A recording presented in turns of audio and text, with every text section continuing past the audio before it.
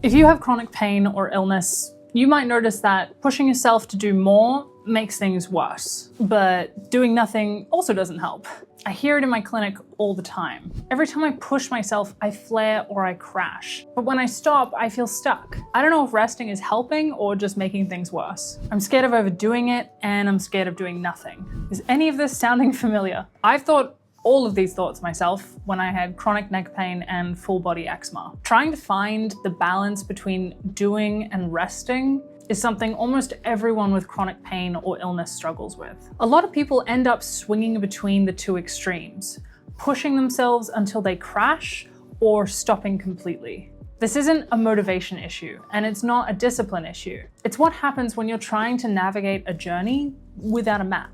What I see most often, and what I lived with myself, is this pattern. You push yourself because you want your life back, but then your symptoms flare or your energy crashes and you're forced to stop. Then you rest, but then resting starts to feel frustrating or pointless or suffocating, so you push again. And over time, the swing between the two extremes starts to get narrower and narrower. Your world starts to get smaller. Your confidence drops, and the line between helpful and harmful starts to get very blurry. What helped yesterday doesn't help today, and you're back to the drawing board. But what if the question isn't how much should I push myself, or how do I make myself do more, or even how long should I rest? What if the more useful question is how do I decide what my capacity is moment to moment in a way that doesn't hold me back or wipe me out? And that's what this video is all about. Let's break life up into zones. Let's make it 4 zones, just for illustration's sake. At the center is your comfort zone. This is where things feel safe, familiar, and easy. Each zone further out represents activities of increasing challenge. The further out you go, the more effort, stress, or energy these activities require of you. You might think of this as just physical activities, but this can apply to everything. Exercise, work, conversations, grocery shopping, socializing, chores, thinking hard, focusing. Anything that requires mental or physical energy sits somewhere in these zones. And if you have chronic pain or illness, you know that what might be well within someone else's comfort zone sits out much further for you. The center, your comfort zone, is where you find stability and where you recharge. This might look like rest or quiet routines, gentle practices that help your parasympathetic nervous system boot up, or the rest and digest part of your nervous system. It's anything that feels soothing and calming. In other words, things that help your system settle and recover rather than staying in high alert.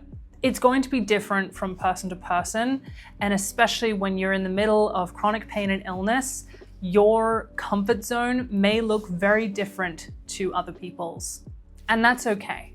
That's what we're learning to work with in this video. The next zone out includes things that are mildly challenging, sometimes neutral, sometimes uncomfortable, but generally manageable. Maybe this includes going grocery shopping or cleaning the house or just those day-to-day activities. But again, I want to point out that this will again be very different from person to person and from even day to day for you. Further out are the things that feel more demanding, physically, mentally, and emotionally. Things that you want to do, but that still feel costly. For some people, that might be exercise. For others, that could be cooking dinner. And then there's the outer edge, the things that feel quite draining, quite overwhelming, or very, very exhausting. The things that you may not want to do, but also the things that need to get done for life to keep ticking over. So right now you might be thinking like, yeah, okay, that's great, Ellen. I already know what's easy and hard in my life. This doesn't help me figure out how to do more of the hard stuff. But just bear with me, I'm getting there. This is where the second part of the metaphor comes in, the battery. Every activity outside of your comfort zone drains your battery a little. Battery. I'm gonna say battery. Doesn't sound Australian, but it sounds right. The further out you go, the faster the battery drains. Your comfort zone is where your battery recharges. There's no fixed rule about how long you need to stay in any particular zone. That depends entirely on your battery level. Battery? Battery. I don't know. Now it doesn't sound like a word anymore. This model shifts the question from what should I be doing to how much charge do I have right now? For a lot of people with chronic pain or illness, the deciding itself can be draining.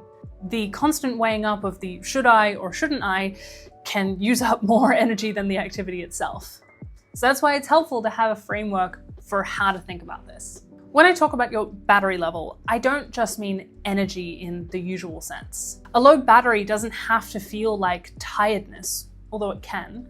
For some people, a drained battery shows up as increased pain, tension in the body, feeling overwhelmed or easily stressed, anxiety or irritability, foggy thinking, or difficulty concentrating, just to list a few.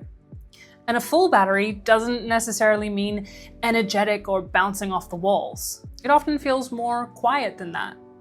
A full battery could feel like calm, clarity, steadiness, feeling more settled in your body. Things might feel a bit easier, even if nothing externally has changed. Most of the time, we're not completely flat and we're not completely full. But with a bit of awareness, we can usually tell which direction we're heading. You might notice, this is draining me, or this feels recharging. And that information is often far more useful than asking whether you should or shouldn't be doing something. Because it's not prescriptive, it's individualized. It's day by day, it's moment by moment. And this isn't just a chronic pain or illness thing. For a lot of people, misunderstanding their battery signals, spending too much time in the outer zones without returning to the comfort zone to rest or recharge, is often part of what leads to chronic pain, illness, and fatigue in the first place. That doesn't mean that the outer zones or challenge is bad. It means that challenge without recovery and ignoring your body's signals can be costly in the long term. And I'm speaking as someone who has done this to themselves. Some people are forced to by circumstance. Some people feel like they have to keep up. And some people, like me, feel like they had something to prove. I got it into my head that going harder was a badge of honor, that I could rest when I had achieved something. I'm not even sure if I knew at the time what that something was. So I pushed and I pushed and I ignored my body's signals. I ignored it crying out for rest, begging me to stop. Heck, I even put myself in a hospital a couple of times. And I shared that not to be dramatic, but because I see this pattern play out in many different ways in many different people, but have seen it lead to the same place, being forced to eventually stop, which is what happened to me. I was confined to my comfort zone for a good long while. During the worst of my illness, my comfort zone consisted of only the bare minimum, basically lying down.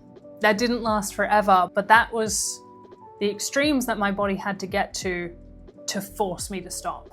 I know I keep saying this, but that is a story for another day. That's way too long for this video. Which brings up an important point. Your comfort zone isn't fixed.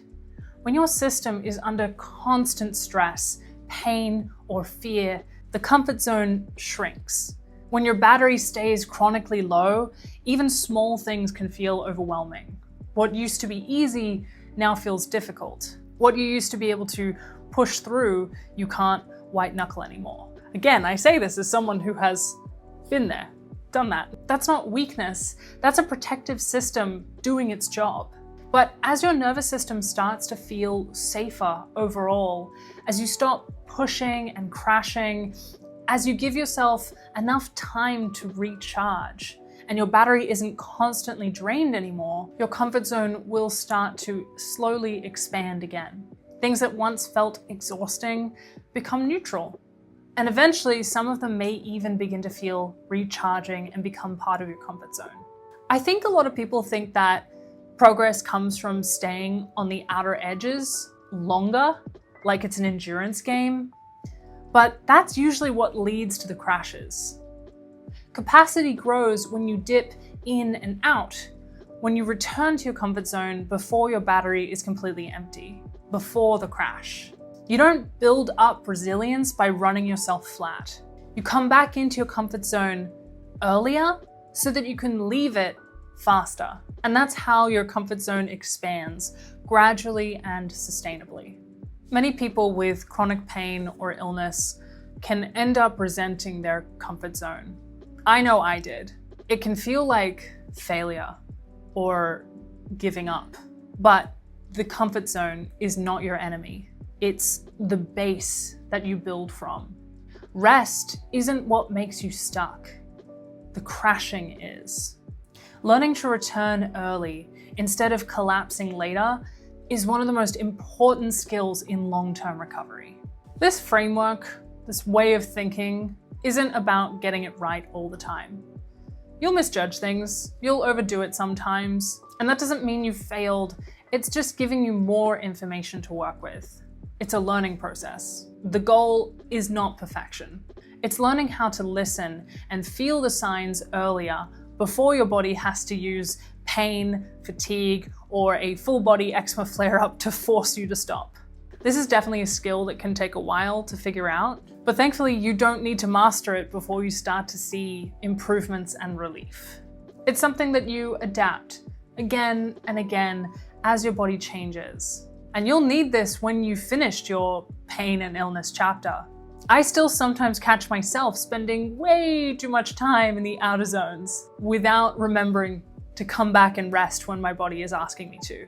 And believe me, my body is not quiet about it. I've actually made a whole video about what happened years after I'd healed my skin and neck pain and what ignoring my internal signals led to. That will be coming out soon, or maybe it's out already. If this metaphor resonated with you and you want some ideas for things that you can do in your comfort zone to recharge and shift into that parasympathetic, calm, recharging state, you might like my video on somatic tracking. It's a great way to soothe your nervous system, especially when pain or fear is making things more confusing or holding you back. Feel free to subscribe if you're finding these videos useful.